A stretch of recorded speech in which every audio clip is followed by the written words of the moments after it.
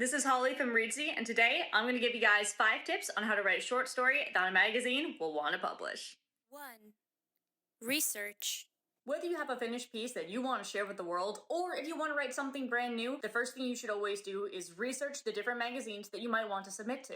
There are a lot of different magazines, and they're looking for a lot of different genres, themes, and writing styles. For example, The New Yorker and Augur magazine have very different expectations for their writing styles, even though they accept the same broad genres. One of the best ways to get a good grasp as to what a magazine is looking for is to actually look through their previous issues. Most magazines will have an archive page on their website where you can go back and look at previously published works for free.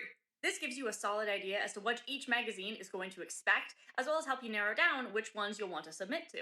2. Research. 2. Electric Boogaloo.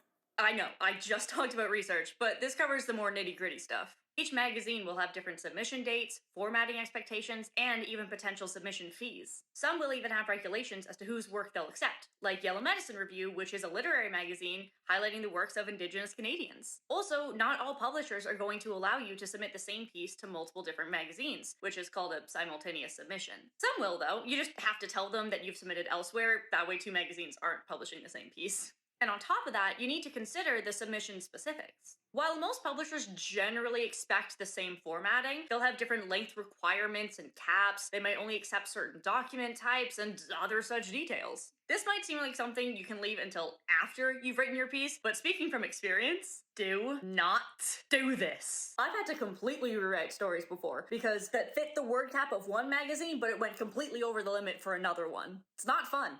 0 out of 10. Do not recommend.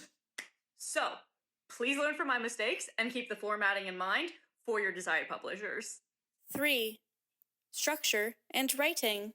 Alright, now that you've got your research done, you need to get your structure and details ironed out. Personally, this is where I really struggle. I tend to prefer more long-form writing because it allows for more wiggle room in the writing process. With longer stories, you tend to have the time and flexibility to be able to work out the kinks in your world building, plot, character development, that kind of stuff. Short stories have some flexibility as well, but obviously you have a lot less space to tell that story. A solid short story should be tightly structured, and it can't really afford to spend that much time on filler. While a novel allows for some space for the characters and readers to take a break from the action, a short story should focus entirely on the action that's at the center of the narrative. And sometimes, you don't even need to resolve the conflict. Some of my favorite short stories end right at the climax, like Stockton's The Lady or the Tiger, which leaves readers equal parts excited, intrigued, and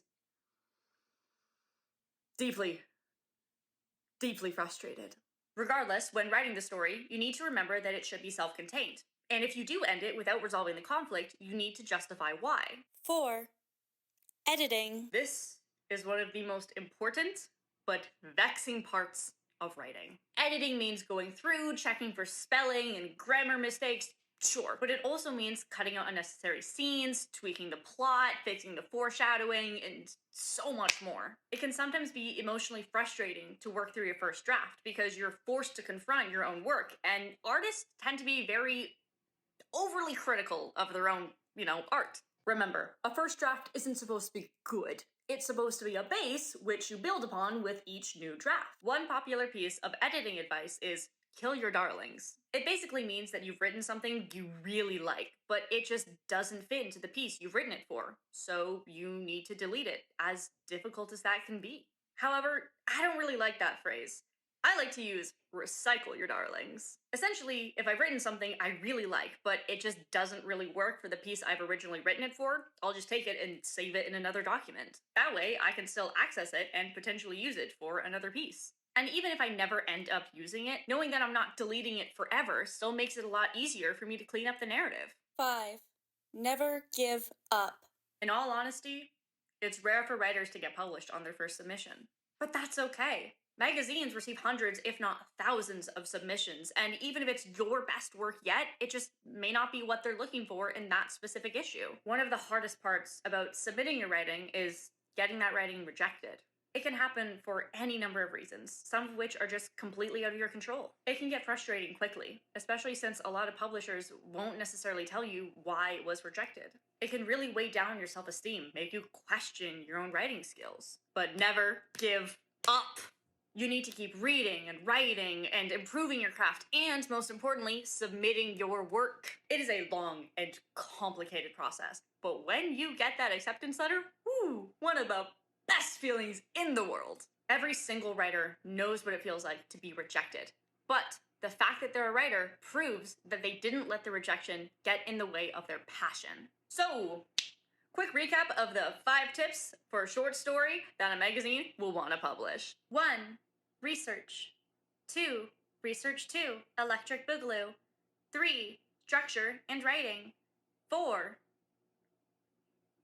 Editing. 5. Never give up. So, I think that just about covers everything.